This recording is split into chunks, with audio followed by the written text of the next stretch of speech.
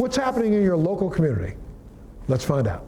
Did you know that 3 to 4% of all children and adolescents in North America have nonverbal learning disability, but it can be a struggle to diagnose?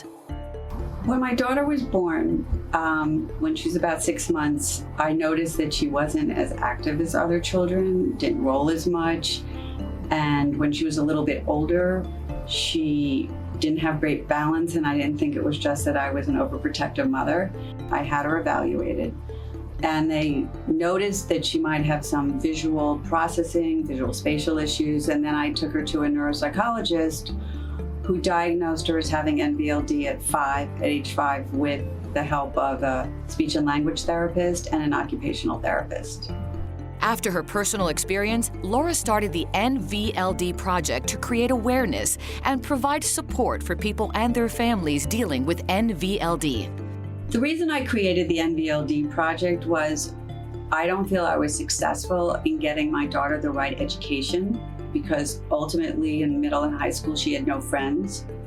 And I don't really feel like she really had the right treatment, not because there wasn't an effort made, because not enough was known about it. And so I felt that my daughter really inspired me that somebody needs to champion this population. And I looked around and I didn't see much going on. And I said, well, I guess that person's gonna be me.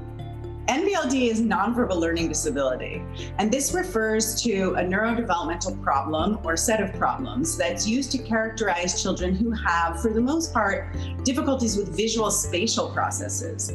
I was diagnosed very young. My mom actually noticed that I had social difficulties when I was 3 years old because I would play by myself on the playground and not talk to the other kids. I was a very good student, but not very good at socializing. When I was growing up, I was one of those people who struggled to handwriting, struggled to remember where I was, going and getting lost easily. I really found the challenges to be there when you enter into young adulthood as well, in the workplace, etc. I think there are many challenges that other people and the general population doesn't know about.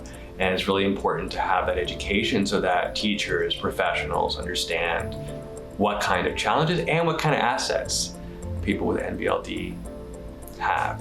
When clinicians assess a person and try to make a diagnosis, they use a manual called the Diagnostic and Statistical Manual for Mental Disorders, and we're up to the 5th edition. And when diagnoses are in this manual, they're very well characterized. And so one of the problems with getting a diagnosis of NVLD these days is that we don't have recognition in the nomenclature. To get into DSM, we have to prove we're something. And part of the problem with getting a diagnosis, though, is that if you're not in the book, we can't diagnose you. And the same two-way street with, we needed a definition in order to apply to the book, but we need the book to really formalize our definition. I still struggle with social anxiety. That's just a part of having NVLD. But I think in a way your weaknesses make you stronger because you grow from them and you learn how to adapt.